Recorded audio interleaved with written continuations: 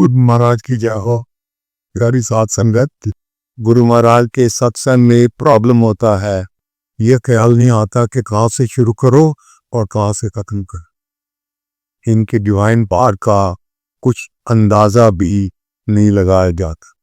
99-2000 जब मुझे गुरु महाराज के जाते हुए 1 साल भी कंप्लीट नहीं हुआ, इन 4 चीजें तो याद पे आती हैं, वो आपसे मैं शेयर करना चाहूँगा।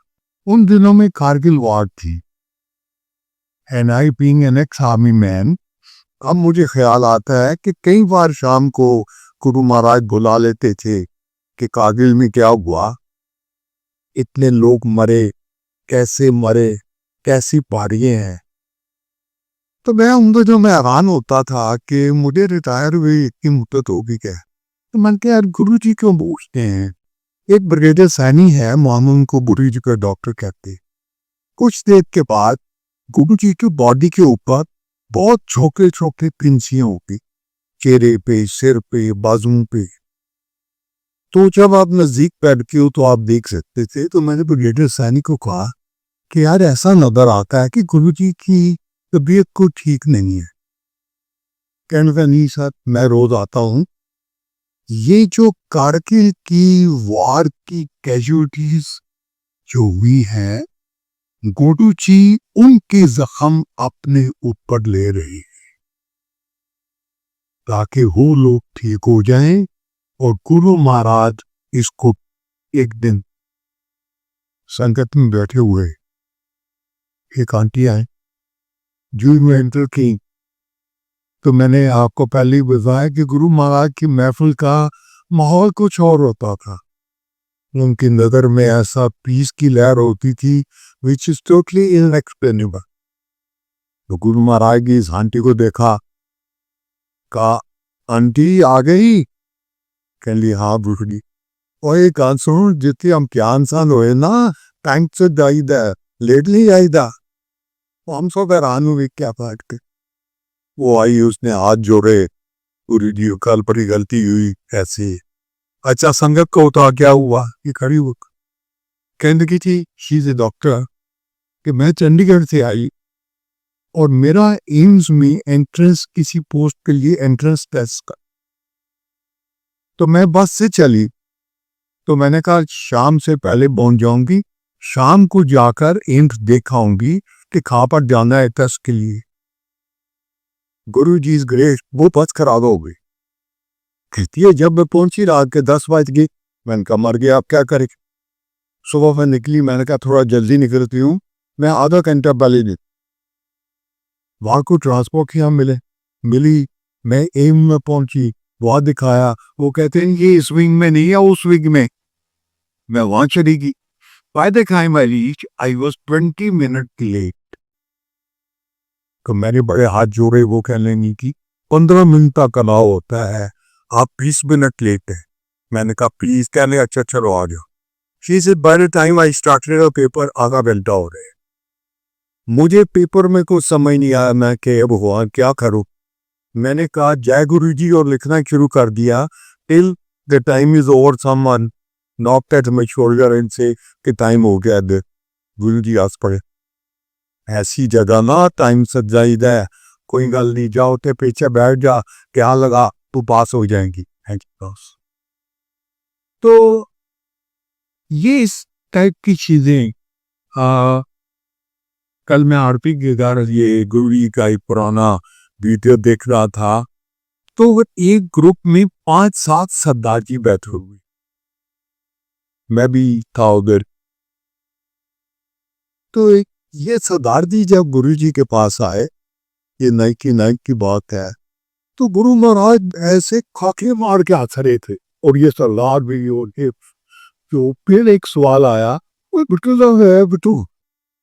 तो मैं बैठा हुआ था साइड में, तो गुरु जी ने ऐसा इशारा किया, इधर आ जाओ। मैं सरदार जी कहने लगे कि इनको बताओ जी बिट्टू का। और सरदार फिर बड़े ऐसे, मुझे भी समझ आई। उनमें से एक कहता है जी बिट्टू ने काम बढ़ गया गुरु जी, ओदे फर्स्ट क्लास मैजिस्ट्रेट बन गए अमृतसर। फिर सारे ऐसे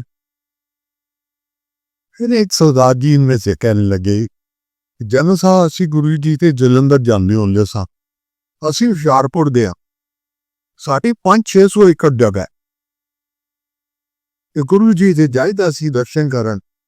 ये बिट्टू मेरे भरा दा बेटा है, एमए 3 बारी फेल होया जी,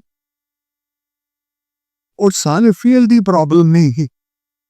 एक करदा है जनरल साहब, हर महीने नवा मोटरसाइकिल ला लैंदा है और जाके किते टक्कर मार दिंदा है, किते दंत रोआंदा है, किते बांह रोआंदा है। ते सानू खतरा कि इसदा होएगा कि सान मोटरसाइकिल की फिक्र नहीं, सान इसी फिक्र। ते गुरु जी कोल गए ते गुरु जी के अच्छा चलो इनू बुला के ले आ, ले गए।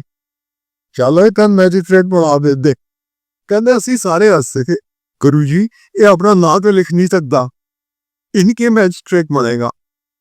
गुरु जी गेम इज पेन टू ही, जा जा हम ध्यान दे प्यारी कर और हम ध्यान दे। कहते हम बड़े हंसे, ये इसको हम ध्यान के स्पेलिंग नहीं बता तो ये कैसे होगा। लेकिन गुरु जी ग्रेट, इसने पीसीएस का एग्जाम पास किया फर्स्ट अटेम्प्ट में और अब अमृतसर में मैजिस्ट्रेट फर्स्ट क्लास है।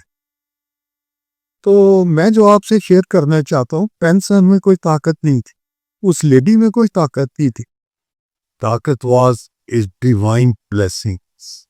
और उस डिवाइन ब्लेसिंग की वजह से ये जो 200-250 की संगत थी ये लाखों में बदल गई थी।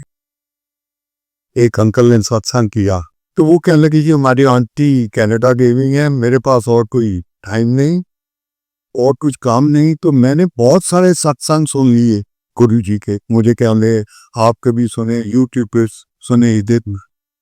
तो गुरु जी के मेन मैसेजेस वो कहने लगे अंकल सत्संग करते हुए कहने लगे वो ये है कि सच बोलो, किसी की निंदा ना करो, नो एब्यूजिंग। अगर आपका कोई दुश्मन भी हो तो उसको भी माफ कर दो।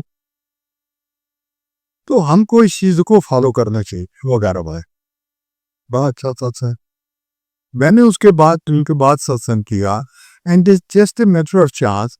Tomorrow morning I was talking to Vikram and I was telling him कि प्यारे जिंदगी की सिंपल चीजें हैं ना ये बहुत मुश्किल होती है।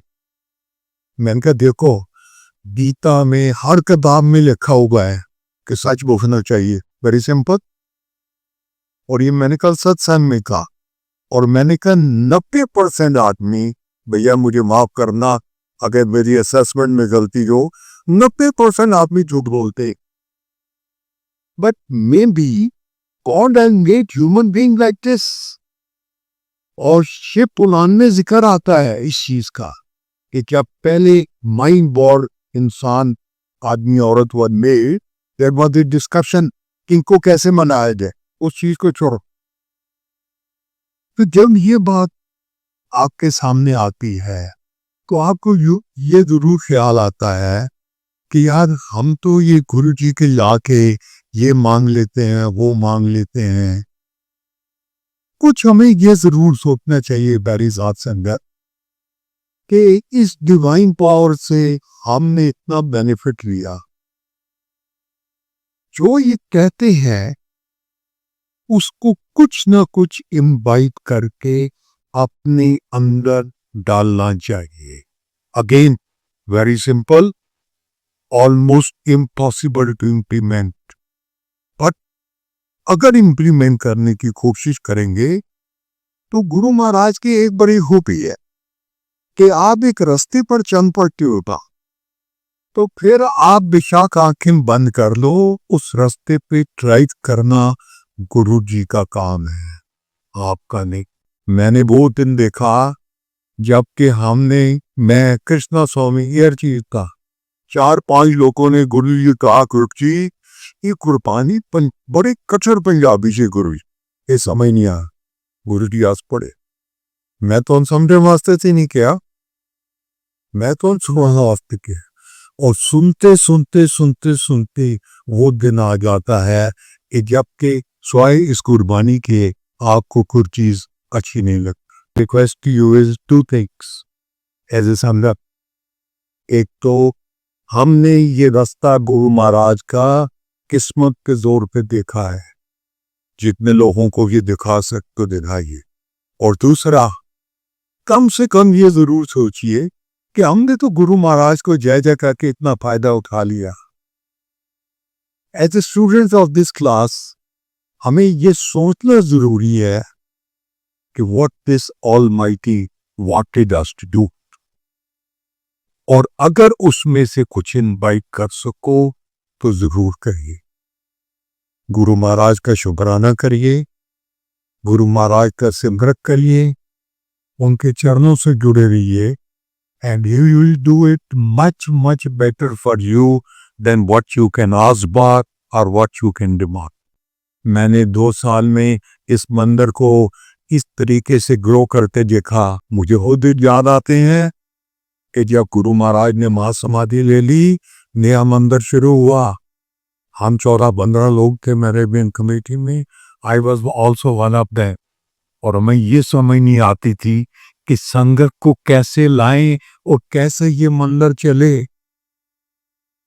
एक बार सारे दिन में 50 आदमी आते थे, तो हमें ये ख्याल आता था कि यार अगर यहाँ ये संगत थी और आदमी आए 20 और हाल है इतना बड़ा, तो हम क्या करेंगे।